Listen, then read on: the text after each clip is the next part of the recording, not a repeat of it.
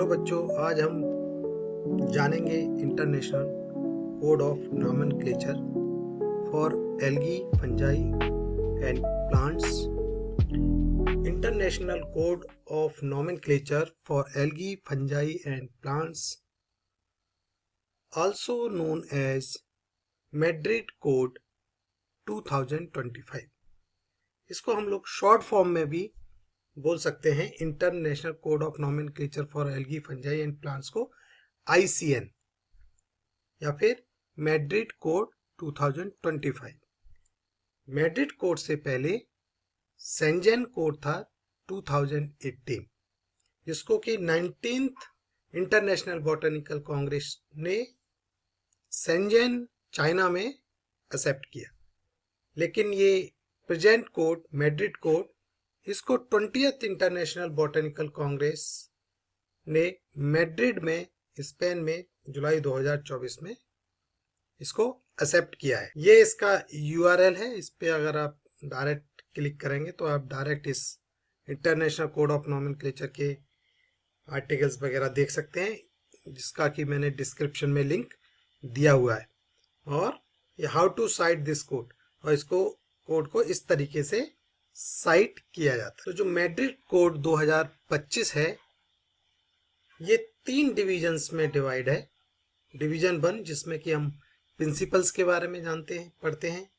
Division 2, जिसमें हम rules and recommendations के बारे में पढ़ते हैं, जो कि हमारे 62 आर्टिकल्स हैं। उसके अलावा फंजाई और हाइब्रिड्स प्लांट का अलग से चैप्टर है।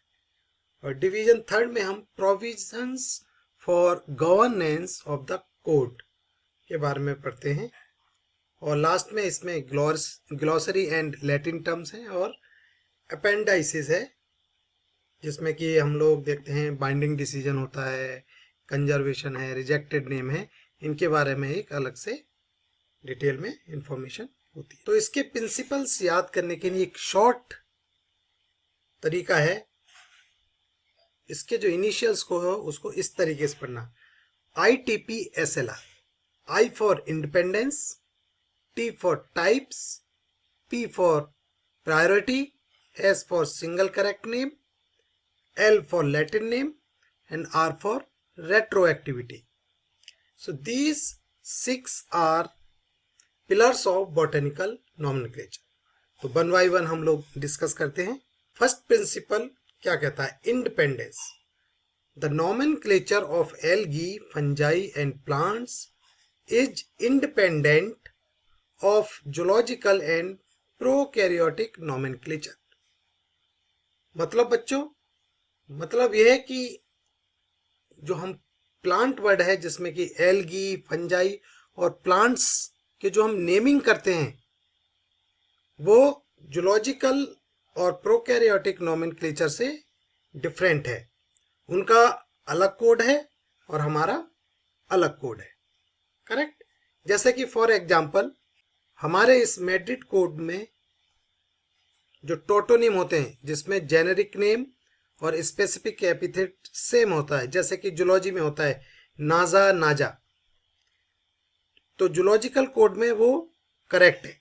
लेकिन बॉटनिकल कोड में जो मैड्रिड कोड है, इसमें वो नॉट वैलिड, वो वैलिड नहीं है।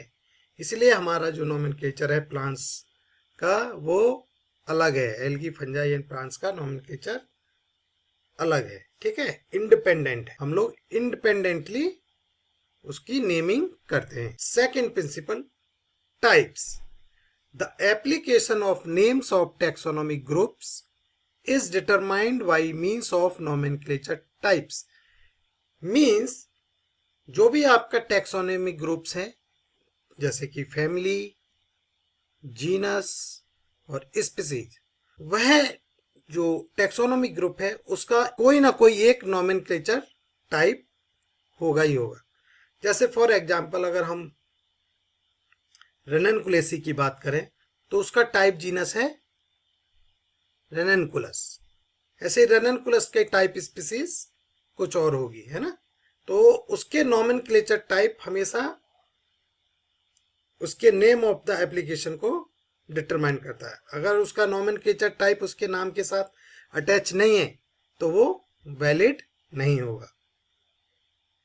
इसलिए the application of names of taxonomic groups is determined by means of nomenclature types. Okay, T हो गया। Now principle third, P, I T P SLR बताया मैंने, अब पी आ गया। P for priority. The nomenclature of taxonomic group is based upon priority of publication. मतलब यह है कि अगर मान लीजिए दो साइंटिस्ट हैं, एक इंडिया में काम कर रहा है और एक यूरोप में काम कर रहा है, और उन्होंने एक सेम नेम पब्लिश किया। जो इंडिया वाला जो साइंटिस्ट है उसने 2025 में किया और यूरोप वाले ने 2026 में किया। तो जो प्रायोरिटी है, प्रायोरिटी ऑफ पब्लिकेशन किसको मिलेगा? इंडिया वाले को, क्योंकि उसने उस पब्लिकेशन को, उस नाम को पहले पब्लिश किया है, इसलिए प्रायोरिटी जाती है इंडिया को over the European name. Okay, तो क्लियर है priority. The nomenclature of taxonomic group is based upon priority of publication. Now principle 4, single correct name, ITP। Now S है सिंगल करेक्ट नेम। सो इसका क्या है जानते हैं। Each taxonomic group with a particular circumscription, position and rank can have only one correct name, the earliest that is in accordance with the rules, except in specified cases। मतलब जो taxonomic group है, family, genus, species, sub species, उनका एक particular सर्कमस्क्रिप्शन होगा, position होगी और rank होगी, और सिर्फ एक ही नाम करेक्ट होगा। किसी भी टैक्सोनॉमिक ग्रुप के दो नाम करेक्ट नहीं हो सकते, एक्सेप्ट इन स्पेसिफाइड केसेस। जैसे कि पुरानी 8 फैमिलीज हैं जिसके कंजर्व नेम है, 8 फैमिली कंजर्व है, 9 फैमिली अल्टरनेटिव नेम है। ठीक है, तो जो जैसे कि फॉर एग्जांपल पोएसी और ग्रेमिनी 2 नाम है, ये कोड इनको अलाउ करता है। ऐसे ही ब्रेसिकेसी, क्रूसीफेरे और ब्रेसिकेसी 2 नाम है, एक्सेप्टेबल है। ठीक है, ऐसे ही क्लूजिएसी है और गट्टीफेरी एक्सेप्टेबल है। पामी, एरिकेसी एक्सेप्टेबल है। ऐसे ही 8 फैमिली हैं, और जो 9 फैमिली हैं उसका मतलब क्या है, जो लेगुमिनेसी है तो लेगुमिनेसी को फेबेसी भी उसका अल्टरनेटिव नेम है, और जो पेपिलियोनेसी है जो उसकी सब फैमिली है उसका भी अल्टरनेटिव नेम फेबेसी है। इसलिए 9 फैमिलीज के अल्टरनेटिव नेम है और 8 कंजर्व नेम है। ठीक है, क्लियर। मतलब आप इतना जान के रखिए कि एक टैक्सोनॉमिक ग्रुप का सिर्फ एक ही करेक्ट नाम होगा, सिर्फ वो 8 फैमिलीज को छोड़कर। ठीक है। Now principle 5, Latin names. Scientific names of taxonomic groups are treated as Latin regardless of their derivation.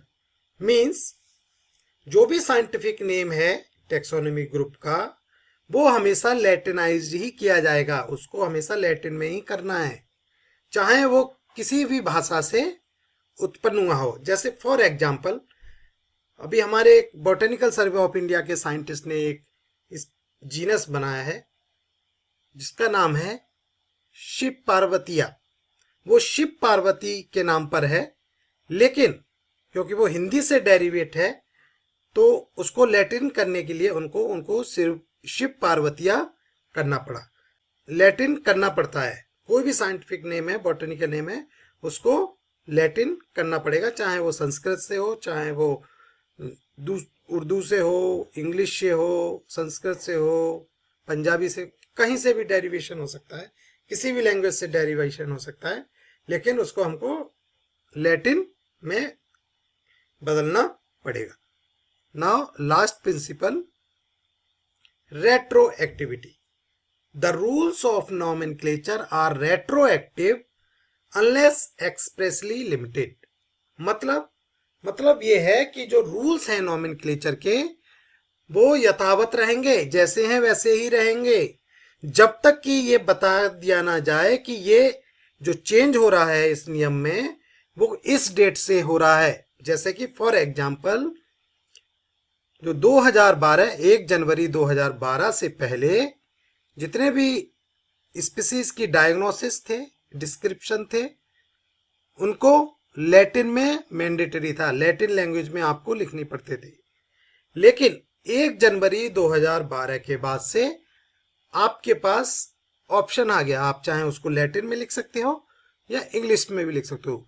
इसका मतलब क्या हुआ कि उन्होंने उसको एक्सप्रेस किया, उस डेट को एक्सप्रेस कर दिया कि ये इस डेट के बाद से ये इंग्लिश भी चलेगा और लैटिन भी चलेगा, लेकिन prior to that date it should be not be acceptable. एक और एग्जाम्पल है इसका, दूसरा एग्जाम्पल है ई पब्लिकेशन। ई पब्लिकेशन भी सेम डेट 1 जनवरी 2012 से पहले अलाउ नहीं था, लेकिन 1 जनवरी 2012 के बाद ये अलाउड है। तो ये हमारे 6 के 6 प्रिंसिपल हैं, जिसको याद करने का शॉर्ट तरीका है ITPSLR। Correct? Best wishes, thank you.